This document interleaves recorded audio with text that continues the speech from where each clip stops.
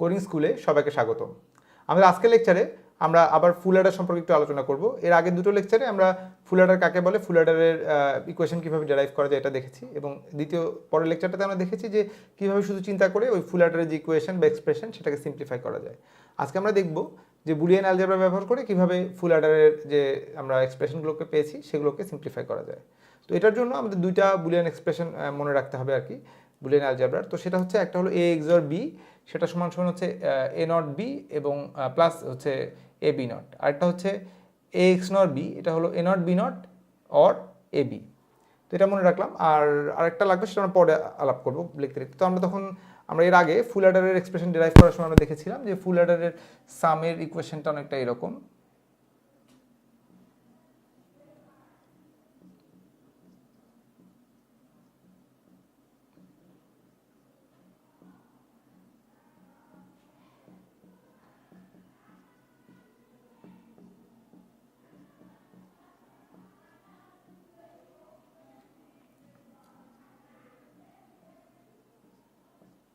এরকম একটা ইকুয়েশন আমরা ডেরাইভ করেছিলাম আগে।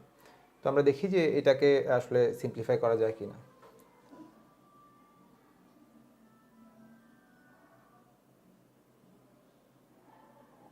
সো আমরা যদি এদিকে আসি,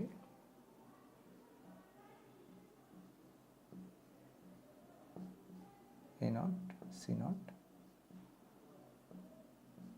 এ সি, এটা পেলাম।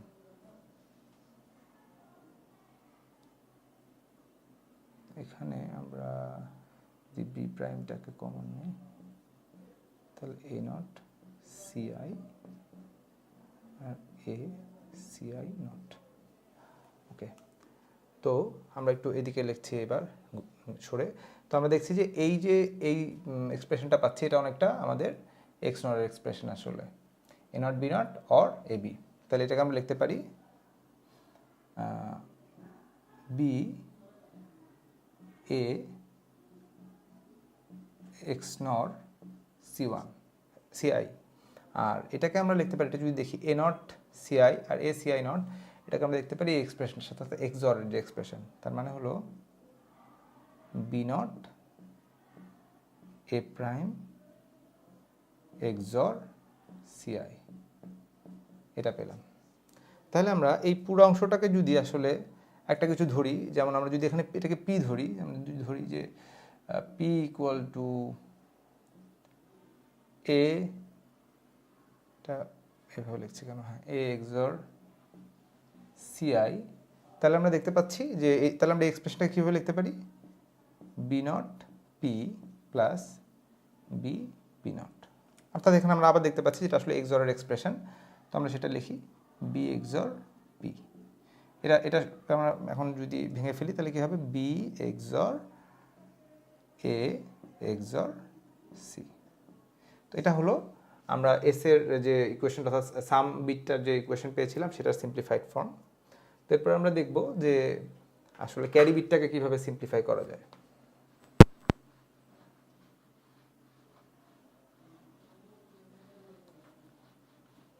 আমরা ফুল অ্যাডারের ফার্স্ট লেকচারে ক্যারি বিটের এক্সপ্রেশনটা ডেরাইভ করেছিলাম, সেটা ছিল অনেকটা এরকম।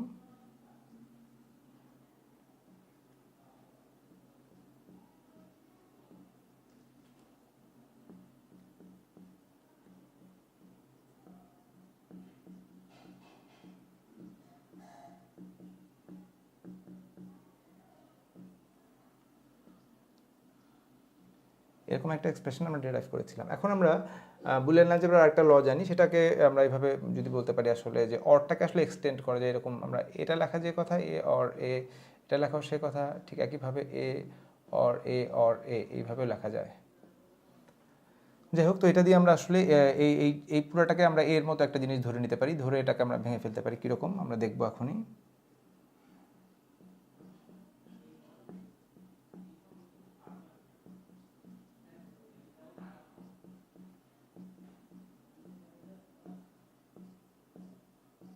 এটাকে আমরা এরকম তিনটা ভাগে অর করে দিব আর কি।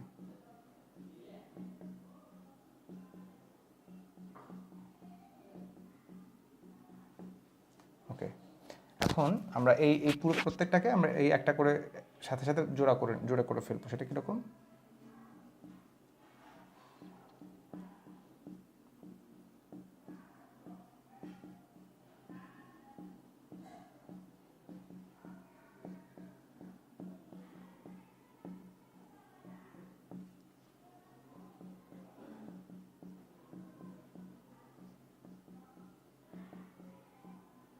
ওকে, আমরা এই দুটা থেকে এটা কমন নিতে পারি।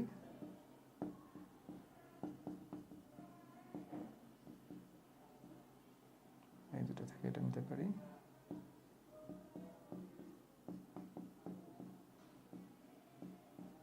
এই দুইটা থেকে পারি হলো AB। ওকে, আমরা একটা জিনিস জানি, সেটাও বুলিয়ান অ্যালজেব্রা থেকে, যে আসলে a প্লাস a প্রাইম এটা ইকুয়াল টু আমরা 1 লিখি। তো আমরা এটা লিখি BCI and 1 ACI 1 R AB 1। 1 এর সাথে কোনো কিছু অ্যাড করলে সেটাই থাকে, সো আমরা যেটা লিখব BCI plus ACI plus AB। সুতরাং আমরা দেখলাম যে আসলে ক্যারি বিটটাকে আমরা 3টা করে অ্যান্ড গেটের বদলে আসলে 2 ইনপুটের অ্যান্ড গেট এবং তাদের অর সার্কিট দিয়ে সহজেই ইমপ্লিমেন্ট করতে পারি। তো এটা আসলে আমাদের ক্যারি বিটের সিম্পলিফাইড ফর্ম, যেটা আমরা এর আগের লেকচারে আমরা লজিক্যালি চিন্তা করে ট্রুথ টেবিল থেকে ডিরাইভ করেছিলাম সরাসরি। তো এইভাবে আমরা আসলে বুলিয়ান অ্যালজেব্রা দিয়েও একটা ফুল অ্যাডারের যে সাম বিট এবং ক্যারি বিটের যে এক্সপ্রেশন সেটাকে সিম্পলিফাই করতে পারি। তো আজকে এইটুকুই। পরবর্তীতে আবার দেখা হচ্ছে কোনো আমাদের অ্যাডার সংক্রান্ত আরও কোনো লেকচার নিয়ে। সবাইকে অসংখ্য ধন্যবাদ।